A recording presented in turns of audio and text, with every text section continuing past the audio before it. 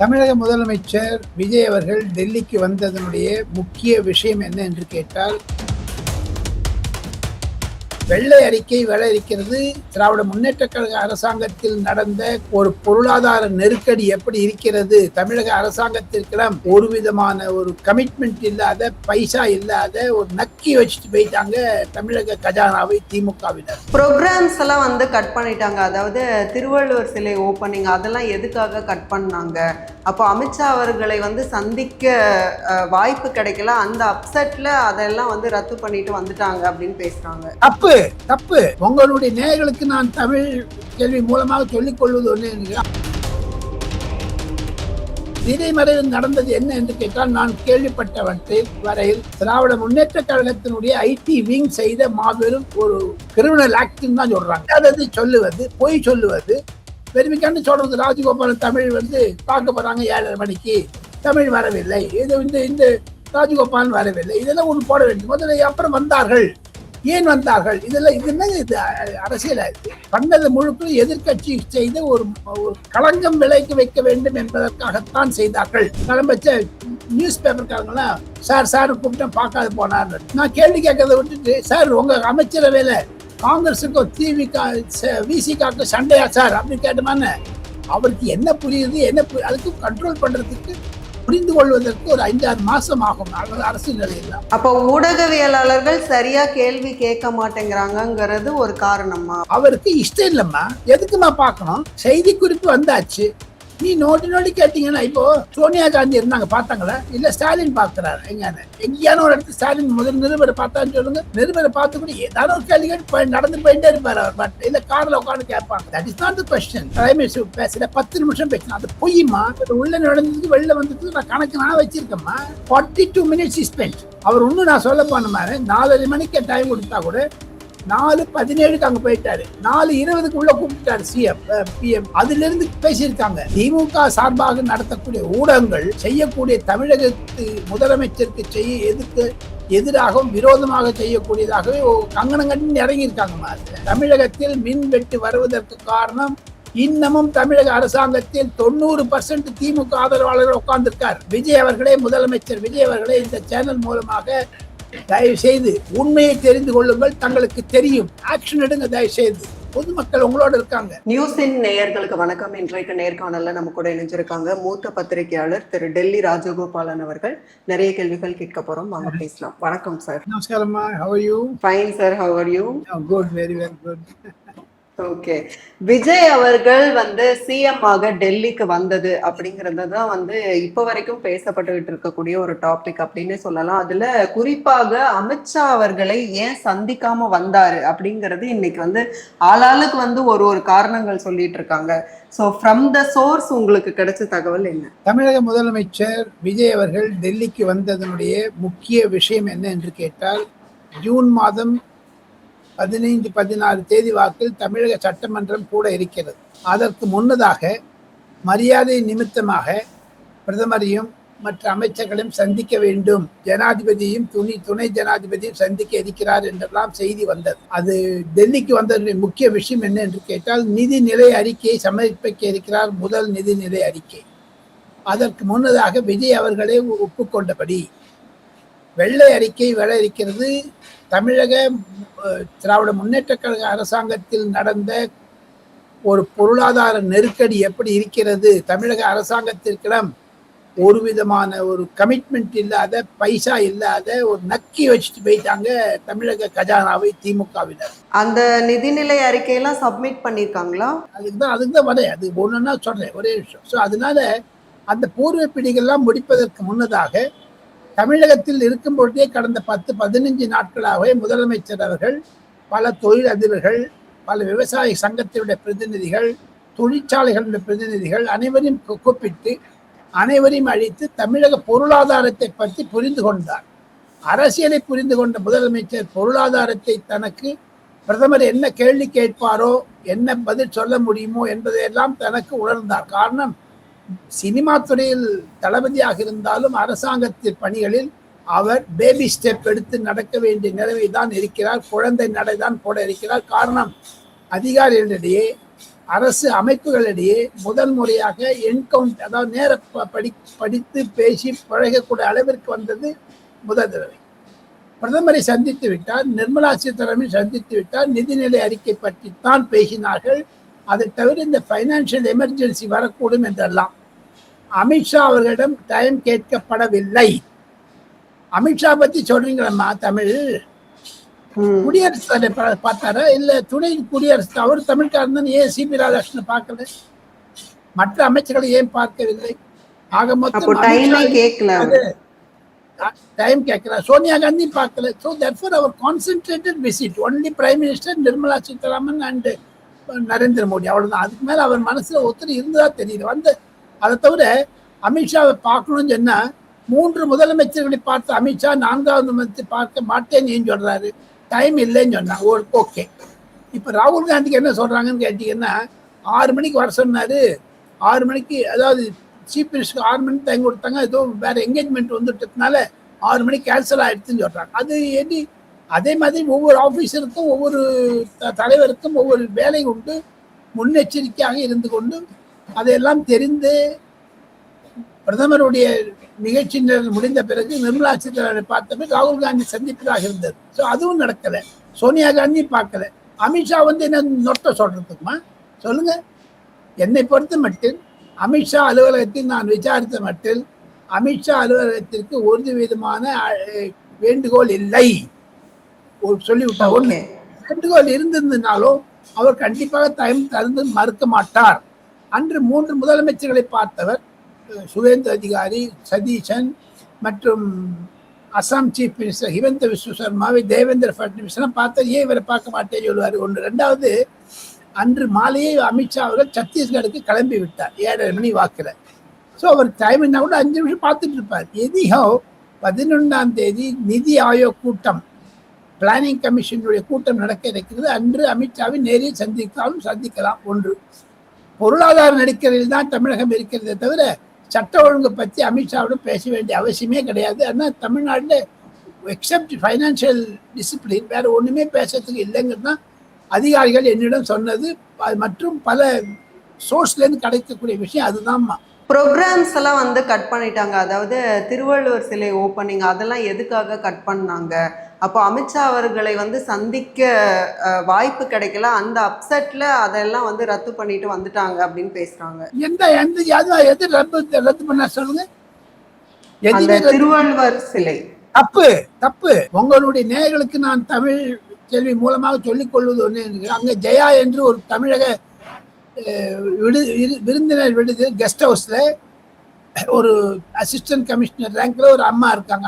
அவனுடைய கணவர் ஜேஎன்யூல ஒரு அதிகாரியாக இருக்கிறார். அங்க ஒரு தமிழ் செக்ஷன் இருக்குது. அந்த தமிழ் செக்ஷன்ல இந்த சிலை வச்சிருக்காங்க. அது கடந்த 4 மாதங்களாகவே ஸ்டாலின் திறக்க வேண்டியதாக திறக்க முடியல. ஆனா இப்பொழுது ஜவஹர்லால் நேரு யூனிவர்சிட்டி மூடப்பட்டிருக்கிறது. கோடைகால விடுமுறை, மாணவர்கள் இல்லை. வட இந்திய மாணவர்களுக்கு திருவள்ளுவர் பற்றி என்ன தெரியும்? தெரிந்து கொண்டாலும் தெரிய வைக்க வேண்டிய தமிழக அரசு கடமையாக இருந்தாலும் தமிழ் சங்கத்தினுடைய, அதாவது தமிழ் ஜேஎன்யூல இருக்கக்கூடிய ஒரு தமிழ் யூனிட், அதுக்கு ஸ்டாலின் தடை வைக்கிறான்னா அது சில பிரச்சனைகள் இருக்கிறது. அதில் அதை தவிர அது பிரான்ஸ் ஸ்டாச்சு, அதில் டச் பண்ணணும். இடங்களால் சரி பண்ணியிருந்தா கூட அப்பாயின்மெண்ட் கொடுக்கவே இல்லை. இவங்களா சொல்றதுக்குமா? அது இது உண்மையை சொல்லுகிறேன். ஆனால் திரைமறைவில் நடந்தது என்ன என்று கேட்டால், நான் கேள்விப்பட்டவற்றில் வரையில் திராவிட முன்னேற்ற கழகத்தினுடைய ஐடி விங் செய்த மாபெரும் ஒரு கிரிமினல் ஆக்ட்னு தான் சொல்றாங்க. சொல்லுவது, பொய் சொல்லுவது, பெருமைக்காண்டு சொல்றது. ராஜகோபாலன் தமிழ் பார்க்க போறாங்க 7:30 மணிக்கு, தமிழ் வரவில்லை, இது இந்த ராஜகோபாலன் வரவில்லை, இதெல்லாம் ஒன்று போட வேண்டும். முதல்ல அப்புறம் வந்தார்கள், ஏன் வந்தார்கள், இதெல்லாம் இது என்ன? இது அரசியலா? இது பண்ணது முழுக்க எதிர்கட்சி செய்த ஒரு களங்கம் விலைக்கு வைக்க வேண்டும் என்பதற்காகத்தான் செய்தார்கள். அதை இன்னொன்னு சொன்னாங்க, வந்துட்டாரு கிளம்பச்ச நியூஸ் பேப்பர்காரங்களாம் சார் கூப்பிட்டு பார்க்காது போனார். ஒண்ணு தமிழக முதலமைச்சர் அரசுக்கு வந்தது புதியது. வந்த 15 நாள்ல ஒவ்வொருத்தருக்கும் ஒரு மாதிரியான ஒரு ஸ்டைல் ஆஃப் அப்ரோச் இருக்கும். விஜய் அவர்கள் ரொம்ப டீப் திங்கிங் பண்ணிட்டு அதை ஆற அமர புரிந்து கொண்டு விட்டு இது என்ன சினிமா டைலாக் பண்ற மாதிரி ஒப்பிக்கிறதாகமா இது? ஏதாவது ஒரு எனக்கிட்ட கேள்வி கேட்பாங்க, நான் ஒரு நிருபர், நான் ஒரு கேள்வி கேட்கத்தான் கேட்பேன். ஏன் காங்கிரஸ் அமைச்சர் விஸ்வநாதன் அவர்கள் வைஸ் சான்சலர் அப்பாயின்மெண்ட்ல கவர்னர் இருக்கணும், சீஃப் மினிஸ்டர் இருக்கக்கூடாதுன்னு சொன்னார் அப்படின்னு நான் கேட்டேன். அதுக்கு விசிகா தலைவர் திருமாவளவன் பதில் சொல்லிட்டார். நான் கேள்வி கேட்கறத விட்டுட்டு, சார் உங்க அமைச்சரவையில காங்கிரஸுக்கும் விசிகாவுக்கும் சண்டையா சார் அப்படின்னு கேட்டோமான்னு, அவருக்கு என்ன புரியுது அதுக்கு கண்ட்ரோல் பண்றதுக்கு புரிந்து கொள்வதற்கு ஒரு 5-6 மாசம் ஆகும் அரசு நிலையில. அப்போ ஊடகவியலாளர்கள் சரியா கேள்வி கேட்க மாட்டேங்கிறாங்கிறது ஒரு காரணமா, அவர் மறுத்ததற்கு காரணமா? அது மறுத்ததற்கு முதல் காரணம் கூட்டணி அரசாங்கம். அடுத்ததாக அவருக்கு இஷ்டம் இல்லம்மா, எதுக்குமா பார்க்கணும்? செய்தி குறிப்பு வந்தாச்சு, நீ நோட்டி கேட்டீங்கன்னா, இப்போ சோனியா காந்தி இருந்தாங்க பார்த்தாங்களா? இல்ல ஸ்டாலின் பார்க்கிறாரு எங்கேயான ஒரு இடத்துல ஸ்டாலின் முதல் நிருபரை பார்த்தான்னு சொல்லுங்க. நிருபரை பார்த்து கூட ஏதாவது ஒரு கேள்வி கேட்டு நடந்து போயிட்டே இருப்பாரு அவர். பட் இல்ல கார்ல உட்காந்து கேட்பாங்க. That is not the question. இல்ல டெல்லிக்கு போனா ஜெயலலிதா அவர்கள்லாம் வந்து பிரஸ் சந்திப்பாங்க அப்படிலாம் சொல்றாங்களே. அப்ப கடந்த காலத்துல வந்து சந்திச்சிருக்கிறாங்க முதலமைச்சர்கள் இங்க இருந்து டெல்லி போகும்போது அப்படின்னா, விஜய் அவர்கள் அங்க போய் கூட சந்திக்கல அப்படின்னு விமர்சனம் வருது. இப்ப பிரைம் மினிஸ்டர் சந்திக்கிறாரம்மா? இல்ல. நரேந்திர மோடி சந்திக்கிறாரா இல்லையே? மன்மோகன் சந்திச்சாரா? சொல்லுங்க பாப்போம். ஒவ்வொருடைய தனிப்பட்ட முறை அது. பிரதமர் சொல்லுகிறார், பத்திரிகையாளர்கள் சந்திப்பு என்பது எனக்கு பிடிக்காது, வேண்டாம், நான் மன் கி பாத் சொல்றேன், ட்விட்டர்ல போடுறேன், சோசியல் மீடியா வந்துட்டு அப்புறம் பப்ளிக் தொடர்பு வந்து நான் சோசியல் மீடியாவில் வச்சுக்கிறேன். எவ்ரி மந்த் நான் லாஸ்ட் சண்டே நான் எல்லா பப்ளிக்கோட பேசுறேன். எதுவாக இருந்ததுன்னா பார்லிமெண்ட்ல பேசுறதுக்கு விட மாட்டேங்கிறாங்க எதிர்கட்சி தலைவர்கள், குறிப்பாக நாடாளுமன்றத்தில் பேச முடியல. அதனால தான் மன் கி பாத் வச்சுக்கலாம் எக்ஸ்பிளைன் பண்றாரு. இப்போ இந்தியாவில் தமிழம்மா 140 கோடி ஜேர்னலிஸ்ட் இருக்காங்கம்மா. ஃபேஸ்புக்கில் நீ என்னால எழுதிட்டு இருங்க, ஒவ்வொருத்தரும் கான்ட்ராடிக்ட் பண்ணி எழுதுவாங்க. ட்விட்டரில் எதை ஒன்றா போடலாம். ஒன்றும் இல்லை, ஒரு பஸ் ஸ்டாண்டில் ஒரு பாம்பு போச்சுன்னா அதை பற்றி எப்படி போகுது அப்படி போய் எழுதுறாங்க. அங்கே இருக்கக்கூடிய லோக்கல் அதிகாரிகளுக்கு அது ஒரு பெரிய தர்ம சங்கடமாக போகுது. அரசாங்கத்துலேருந்து குறிப்பு, அந்த பாம்பு ஏங்க போய் இதெல்லாம் வச்சு பஸ்ஸில் கல்லை எடுத்து வச்சாங்க, அந்த பஸ்ஸுடைய ரிஜிஸ்ட்ரேஷன் நம்பரை போடுவாங்க. இது பொதுமக்களுக்கு ஜேர்னலிசம் என்பது, நான் டெல்லியில் 45 ஆண்டு காலம் பத்திரிகை துறை செய்து வந்திருக்கேன், நிருபராக இருந்தேன். அப்ப அரசியல் ஆசிரியராக இருந்து பல ஆங்கில, இந்தி தொலைக்காட்சி, தமிழ் தொலைக்காட்சிகளுக்கெல்லாம் நான் அரசினுடைய தேர்தலுடைய விழாவாரியாக டிபேட் பண்றதை நான் ஐ வாஸ் ஆக்டிவ்லி இன்வால்வ். எனக்கு தெரியும் பத்திரிகை சுதந்திரம் என்ன என்றால். ஆனா இந்த கடந்த 5-6 வருடங்களாக சோசியல் மீடியா வந்துட்டு அப்புறம் ஏதான ஒரு அக்கப்பொறுப்பாடு போதாக வரைக்கும் இந்த சட்டசபையிலேயே உதயநிதி பேசுறாரு பாருங்க, ரியல் அரசாங்கம்ல ரீல் அரசாங்கம்னு ஒரு 3 நிமிஷத்துக்கு பாக்குறாங்க. ஆக மொத்தம் பத்திரிகை சுதந்திரம் என்பது, தினசரி பத்திரிகை யார் படிக்கிறாங்க? உங்க வீட்டுல எந்த பத்திரிகை வாங்க சொல்லுங்க பார்ப்போம். தினசரி பத்திரிகை வாங்க நின்று போச்சு. எல்லாமே ட்விட்டர்ல பாத்துடுறாங்க, எல்லாமே மொபைல்ல பாத்துடுறாங்க, எல்லாமே சோசியல் மீடியா தான் எல்லாமே ஆயிடுச்சு. இப்ப அது ஒரு டிரான்ஸ்பர்மேஷன் நடந்துடுச்சு. அப்படி இருந்தாலும் கூட தமிழகத்தில் இருக்கக்கூடிய ஊடகங்கள், குறிப்பாக புதிய தலைமுறை, தினத்தந்தி, நியூஸ் 7, நியூஸ் 18 எல்லாம் இன்னும் திராவிட முன்னேற்ற கழகத்துடைய ஆதிக்கத்தில் இருப்பதாகத்தான் அந்த செய்திகள் மூலம் ஒரு வர்ணனை கொடுக்கப்படுகிறது. எப்படி திராவிட முன்னேற்ற கழக தலைவர் மு.க. ஸ்டாலின் சொன்னாரோ, டிஎம்கே பார்ட் 2 நடக்குது விஜய் அரசாங்கத்தை கூட சொன்னார் பாருங்க. அது தொடர்ந்துதான் நான் நினைக்கிறேன். இப்போ ஒரு தலைப்பை எடுத்துக்கொண்டால் தமிழகத்தில் இருக்கக்கூடிய தலைப்புகள் பல. அதை விட்டுட்டு பிரைம் மினிஸ்டர் வந்து பார்க்கல, பிரைம் மினிஸ்டர் பேசல, 10 நிமிஷம் பேசலாம், அது பொய்யுமா?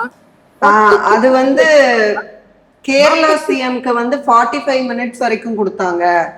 ஆனா வந்து விஜய் அவர்களுக்கு மட்டும் 10 to 20 மினிட்ஸ்க்குள்ளதான் அப்பாயின்மெண்டே கொடுத்தாங்க. உள்ள நடந்ததுக்கு வெளில வந்ததுக்கு நான் கணக்கு வச்சிருக்கேம்மா. அங்க இருந்ததுனால சொல்றேன் நான். ஏன் தெரியுமோ, அங்க இருக்கக்கூடிய போட்டோகிராஃபரை கேட்டாலும் சரி, அவர் உதவியாளர் ஒண்ணும் வேணாமா. நம்ம தமிழ்நாடு சீஃப் மினிஸ்டரோட போன 5 உதவியாளர்கள், 2-3 போலீஸ்காரங்க, 2-3 அந்த லோக்கல் தமிழ்நாடு போலீஸ்காரங்க, டெல்லி போலீஸ்காரங்க சேர்ந்துட்டு யாரா ஒருத்தர் எத்தனை எங்க இருந்தாங்க. 42 மினிட்ஸ் ஸ்பெண்ட். அவர் ஒன்றும் நான் சொல்ல போன மாதிரி 4:30 மணிக்கு டைம் கொடுத்தா கூட 4:17 அங்க போயிட்டாரு. 4:20 உள்ள கூப்பிட்டுட்டாரு சிஎம், பிஎம், சிஎம், பிஎம். அதுல இருந்து பேசியிருக்காங்க. உள்ள பேசி அவ்வளவு அந்யோன்யமா பேசியிருக்காங்க. அவங்களோட புகைப்படக்காரர் என்கிட்ட சொல்றாரு, அவங்களுக்கு அதுல சொல்றாரு ஆபீசர்ஸ். ஆடியல் மீட்டிங்கா இருந்தது. நான் எதுவும் பார்த்த உடனே நிறைய அமோக வெற்றி பெற்றதுக்கு வாழ்த்துக்கள் என்று சொன்னார். அந்த பூச்செண்டு கொடுத்து சால்வை போட்டுட்டு அப்புறம் உங்களுடைய சினிமாலாம் நான் நிறைய இந்த கிளிப் எல்லாம் பார்த்துருக்கேன், tissue you on the case, you are very good senior actor அப்படிலாம் சொல்லியிருக்காரு. போதாக வரைக்கும் சிஎம் வந்து சொல்லச்சு, நீங்கள் நெதர்லாண்ட்ஸ்லேருந்து இந்த தமிழ் செப்பு கடிதங்களை எல்லாம், அதாவது அங்கே இருக்கக்கூடிய அயல்நாட்டிலிருந்து எடுத்து கொண்டு வந்திருக்கிறீர்கள், அது வாழ்த்துக்கள். இன்னும் ஒரு மாதத்துக்கு நான் அனுப்புகிறேன், அதுக்கு அந்த கஸ்டம்ஸ் கிளியரன்ஸு சில பேப்பர் ஒர்க்லாம் இருக்குது, அது நான் வந்து த்ரூ டிப்ளமேட்டிக் சேனல் வந்தாகணும், அரசாங்க நியதிகள் படி புரோட்டோகால் படி ஒரு 7-8 நாள் ஆகும், I will definitely hand it over, July மாதம் எண்டில் ஒரு ஃபங்க்ஷன் வைங்க, நான் வரேன் அப்படிலாம் சொல்லியிருக்காரு சிஎம் கிட்ட பிஎம். இதெல்லாம் மறைத்து விட்டு திமுக சார்பாக நடத்தக்கூடிய ஊடகங்கள் செய்யக்கூடிய தமிழகத்து முதலமைச்சருக்கு எதுக்கு எதிராகவும் விரோதமாக செய்யக்கூடியதாகவே கங்கணம் கட்டி இறங்கியிருக்காங்கம்மா. அதுல ஒன் கேன் see that ஒரு கான்ஸ்பிரசி in that. அதுக்கு வந்து முதலமைச்சர் சரியான ஒரு ஒரு நடவடிக்கை எடுக்க வேண்டிய. பாருங்க, டிஎம்கேனுடைய சேனல் மாதிரியே பேசுறாங்க, அங்க இருக்க ஊடகக்காரியெல்லாம் டிஎம்கேக்கே ஜாடர் அடிக்கிறாங்க. எதுவாக இருந்தாலும் இப்போ எடப்பாடி ஒழிஞ்சாச்சு போங்க, இப்போ ஸ்டாலின் ஒன்று, இப்போ விஜயை ஒழிக்கணும் கிளம்பி இருக்காங்க. விஜய் அரசாங்கத்தை 30,000 கொடுத்து சரியில்லை, 20,000 கொடுத்து சரியில்லை, இன்னும் நொட்டு நொசு சொல்றதுக்கு உட்கார்ந்து இருக்காங்க.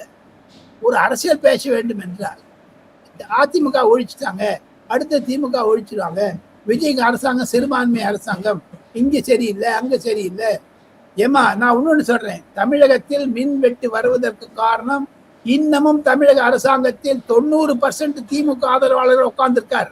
விஜய் அவர்களே, முதலமைச்சர் விஜய் அவர்களே, இந்த சேனல் மூலமாக தயவு செய்து உண்மையை தெரிந்து கொள்ளுங்கள், தங்களுக்கு தெரியும், ஆக்ஷன் எடுங்க தயவு செய்து. பொதுமக்கள் உங்களோட இருக்காங்க, சஃபர் பண்றது பொதுமக்கள் தானம்மா. பஸ் ஒரு இடத்துல கரண்ட் போனா பரவாயில்ல சார், நிறைய இடங்கள்ல இதே கம்ப்ளைண்ட் வரும்போது அப்ப எல்லா அதிகாரிகளும் இப்படிதான் பண்றாங்களா அப்படிங்கிற 90% இருக்கு சொன்ன ஒண்ணு என்ன இருக்கு, அந்த விரோதத்தை இப்படி காண்பிக்கிறார்கள். இன்னும் பார்த்துட்டே இருங்க. நான் போன தொலைக்காட்சியில் நான் சொன்னேன், விஜய் அவர்கள் எதிர்நோக்க வேண்டிய பிரச்சனைகள் அதிகமாக இருக்கும். அடிச்சு போட்டு நான் சொல்றேன், ஒண்ணு வந்து பொதுமக்களுக்கு விரோத செயல்களை எதிர்கட்சிகள் செய்யும், தயாராக இருக்க வேண்டும் விஜய்.